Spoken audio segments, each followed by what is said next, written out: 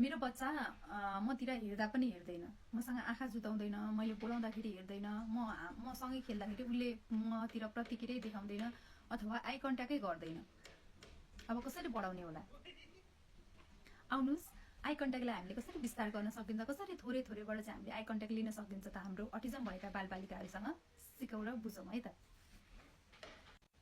मैले हजुरहरूसँग सुरुमै भन्न चाहे, आई कन्ट्याक्टको लागि चाहिँ बच्चाहरूलाई कहिले पनि फोर्स नगर्नुहोस्। जबरजस्ती मलाई हेर, यता हेर भनेर उनीहरूको चाहिँ टाउको यसरी घुमाइदिने, मलाई हेर भनेर यस्तो काम चाहिँ बिल्कुलै नगर्नु होला, जबरजस्ती चाहिँ नगर्नु।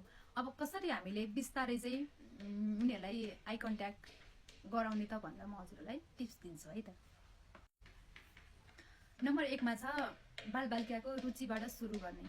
उनीहरूको इन्ट्रेस्टलाई सुरुमा विचार गरेर उसलाई के मनपर्छ त, खेल्ने कुरामा के मनपर्छ, खाने कुरामा के मनपर्छ हैन, यिनीहरू कुराहरू चाहिँ हजुरहरूले पहिला सुरुमा बुझ्नुपर्ने हुन्छ, ताकि त्यो खेल सँगसँगै चाहिँ उसलाई पनि रमाइलो हुन्छ र त्यो दौरानमा चाहिँ तपाईहरूलाई चाहिँ 1 वा 2 चोटि उसले हेर्न पनि सक्छ।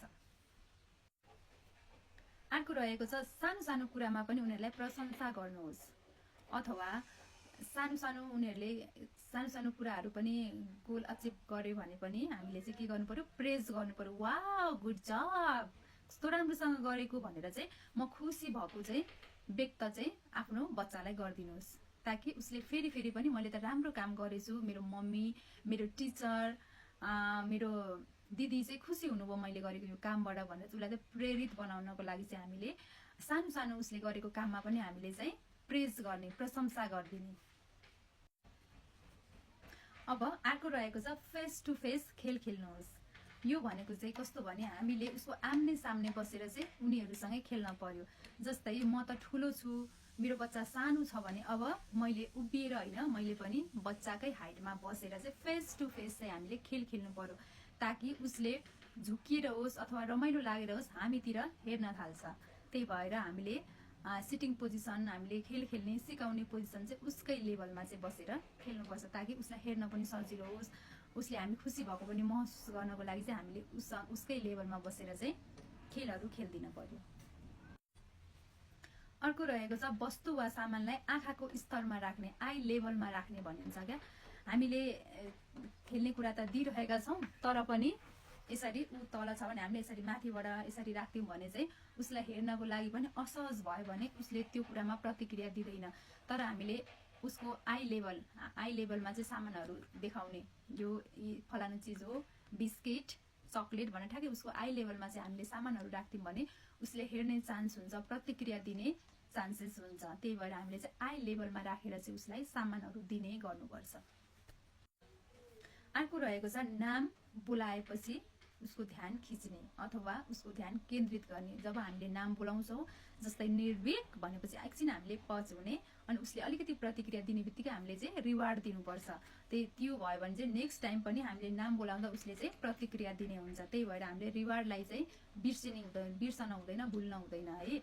हरेक चिजमा चाहिँ हामीले रिवार्ड दिने चाहिँ बानी बसाल्नुपर्छ। र अर्को रहेको छ छोटो र रमाइलो सेसनबाट सुरु गर्ने। सुरुमै हामीले चाहिँ माइन्ड मेकअप गरेर ल म मेरो बच्चालाई आधी घन्टा वा 1 घन्टा चाहिँ म खेलाउँछु, म राख्छु भनेर हामीले चाहिँ नसोचौँ, किनभने त्यो एकदम बोरिङ हुन सक्छ, उसलाई रमाइलो नलाग्न पनि सक्छ। त्यो भएर हामीले चाहिँ छोटो तर इफेक्टिभ एकदम रमाइलो खालको सेसन राख्यौँ भने फेरि फेरि पनि हामीले उसलाई त्यही कुराहरू सिकाउनलाई चाहिँ ऊ मोटिभेट हुन्छ, किनभने त्यहाँ रमाइलो कुरा हुन्छ र छोटो भएको कारणले गर्दाखेरि चाहिँ उसलाई चाहिँ अझ बढी इन्करेज हुन सक्छ। त्यही भएर हामीले सुरुमै प्लान गर्दा धेरै लामो समयको चाहिँ नराखौँ। र सबैभन्दा लास्टमा रहेको छ जबरजस्ती चाहिँ नगरौँ है, किनभने आँखा जुदाउनु, आई कन्ट्याक्ट गर्नु भनेको सजिलो कुरा होइन, उनीहरूलाई पनि गाह्रो भएरै यो कुराहरू नगरिरहेको हुनसक्छ। त्यही भएर हामीले जबरजस्ती फोर्सफुल्ली चाहिँ केही पनि नगरौँ, बिस्तारै बिस्तारै उसलाई रमाइलो गतिविधिबाट चाहिँ हामीले अलिअलि गर्दै बढाउँदै लान सकिन्छ, तर एकैचोटि जबरजस्ती चाहिँ गर्न हुँदैन। हामीले यो बुझ्न जरुरी छ कि हामीले आई कन्ट्याक्ट भन्दा पनि हामीसँग कनेक्सन बढाउँदैछौँ।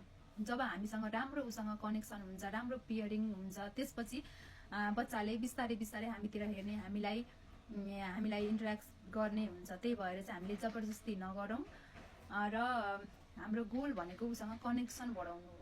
बिस्तारै बिस्तारै त्यसमा बालिकाले जब म सुरक्षित छु, मलाई सहज भइरहेको छ भनेर चाहिँ उसको महसुस हुन्छ, उसको बुझाइ हुन्छ, त्यसपछि आई कन्ट्याक्ट बिस्तारै बढ्दै जान्छ है त। हस् त, थ्याङ्क यू।